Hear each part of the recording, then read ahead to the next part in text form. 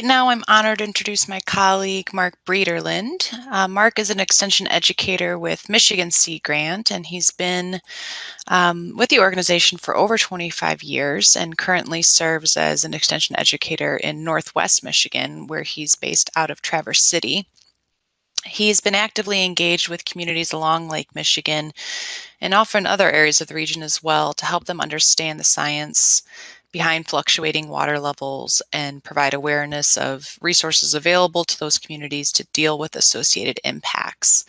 So we're going to be drawing on that wealth of expertise and hearing more about how he communicates with some of those communities. So take it away, Mark. Thanks, Chiara. Thanks, everybody. And it's certainly been my pleasure to learn as well from many of the previous presentations on several of the other days that I was able to communicate with. So I do want to talk today about kind of an analogy, and you guys can kind of relate it on Cam's SECT ranking, if that makes sense or not. And then I want to talk about and kind of close with a little bit of a flipped classroom case study, and it really relates to a series of videos, a survey that was done before producing the videos, and then there's going to be a coastal leadership program going on with those. So if we can go to the next slide. So my analogy that I want to share with you guys is kind of a skyscraper, or maybe an iconic one there in Chicago, but life at the top. I think most people can relate that if you were living in a skyscraper, you might pay a little bit higher rent. And I think in terms of the lake level analogies, that folks might understand that, yep, this is a time when some of the infrastructure that's been maybe not maintained as well as it could have been, potentially, it's certainly much more at risk. And there's many pressures from the coastal storms and other things that are happening. So the message, will kind of just flesh this out a little bit, but we can go to the next slide.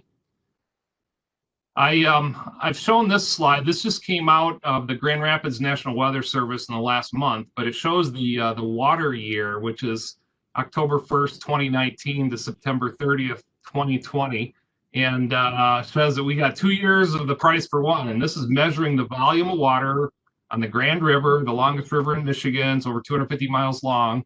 And it's one of the top 3 tributaries to Lake Michigan. So if you just look at that, most people that I've shown this to, they kind of just go, wow. And they're certainly amazed that just that one river has enough, the volume that came through is double the amount of normal for an 80-year period of record or so. And that would potentially raise Lake Michigan-Huron at 45,000 square miles over 2 inches. So next slide, please. They also just kind of took the standard Corps of Engineers chart that we look at all the time and just colored it in a little bit. And I've used this, and I appreciate this. And again, Cam just talked about this. We know this well, but I think it just kind of shows the historical range in the gray there, and it doesn't give you a grip on the 6 feet 4 inches of variation, of course, that we deal with on Lake Michigan. But that's there. Next slide, please. What I've also done is look at the period of record over the 1,200 plus top level records that we have in place, and just rank those. So first place is still held by the month of October '86, as probably we all know. But second place, third place, fourth place, and now seventh place is all held in 2020, and a few of the other ones were all now in 2019. And a year ago, when you looked at these, almost all those were kind of the ones that were surrounding the October '86 period back there in the September, November, and maybe even the August and July ones there in '86. But they're all replaced, so we've moved up the elevator, so to speak. Next slide, please. And I really do appreciate the Outlook product. I think this is our best kind of stab at where we might be, and again, showing as things are determined, as Weather Service now has confirmed that it's a strong La Nina coming up, and coloring that in purple. And I guess I just look at this and I try to explain to folks, even if we had the scenario where there's very high evaporation and very low precipitation, even for a bunch of months in a row, you can still see where that range of the gray area is, that it would we're going to be living life at the top for some time, for the next period of maybe years. So this again shows out to about September of 2021 at this point, and in about a week, we'll look forward to this new Outlook product that's available. So next slide, please. So here's a summary of the analogy for the skyscraper there in Chicago. So we did actually hit the top of the radio tower in October of '86, but we definitely hit the 100th floor this past July. And we have come down, the 6+ inches since then, but we're still in the 80 to 85th floor as we head into the fall coming. Now the middle of the range, that plus or minus that 1 foot plus or minus on the long-term average is really, and I know the IJC kind of covered this way back when they did the Upper Great Lakes study about a decade ago, but it seems like that's the sweet spot in Lake Michigan. But when we think back, it was just about 8 years ago, fall of 2012 was happening, and incredibly high evaporation and the dropping to the record low month of January 2013 happened. So there's kind of an analogy that you can consider to use to folks if you're interested. Let's switch gears and talk about, and kind of have the rest of the time talking about maybe empowering coastal communities with things that they can do. So next slide, please.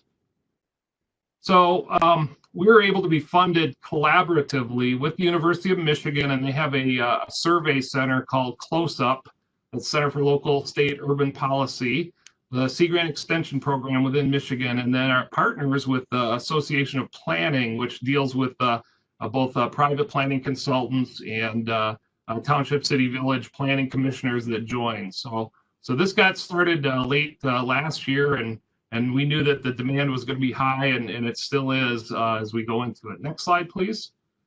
So the purpose was to kind of take a long-standing group at the University of Michigan who does local government surveys twice a year. So the communities are used to getting these surveys from the U of M's Close-Up Center. And they actually did a little summarization of some of the data that they had as it related to the coastal issues within Michigan.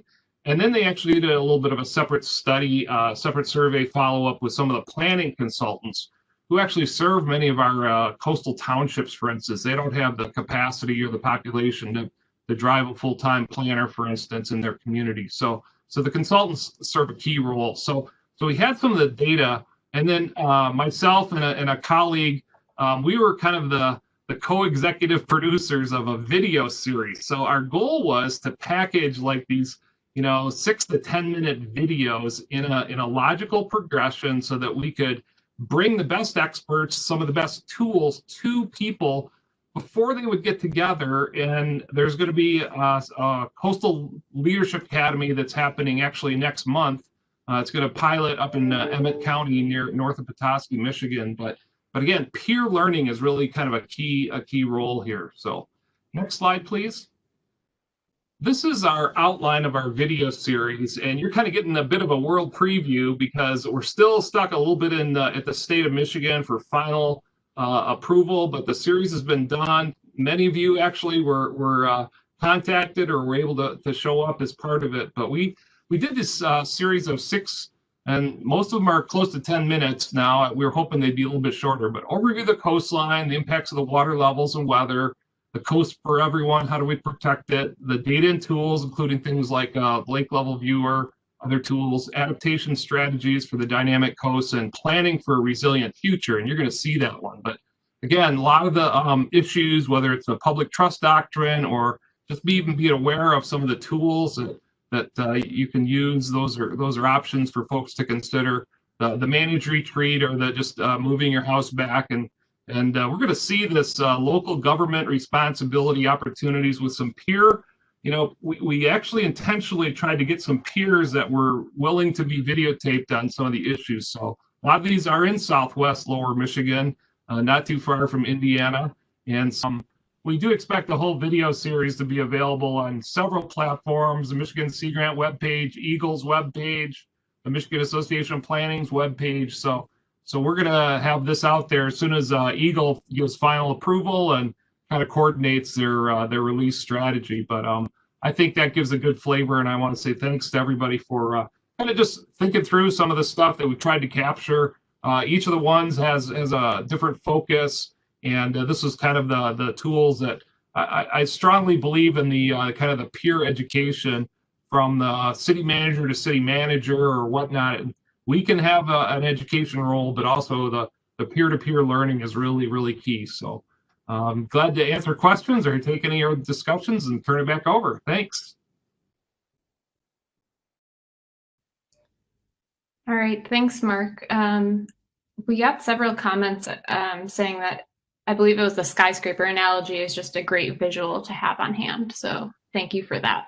You're very welcome, and help improve it. You know, I just been kicking it around with a few different presentations. I gave one yesterday to the City of Frankfort's Rotary Club and used it. So let's see if we can do some improvement on it. Maybe it'll be a better product for folks. Does anyone else have other? Oh, okay, another one came. Would it be okay for us to use that visual with credit, of course? Absolutely. All right, thank you. And yes, we will have, we'll ask all of our presenters, but we'll have most of the presentation information that we can share later on. Another question came in was, are any of these types of services or agencies available for residents in the Chicago South Shore area to interact with?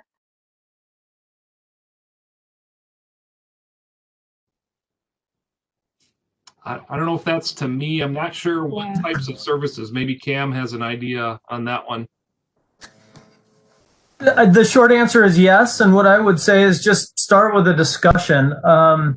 You know I've seen on the Wisconsin Sea Grant website a directory of folks and resources you can call.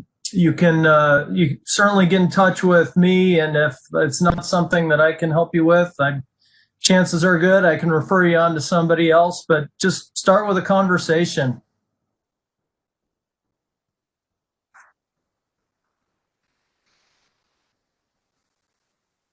Okay, I'm not seeing other questions come in right now, I don't think. So thank you, Mark, for that presentation, and thank you, Cam, as well.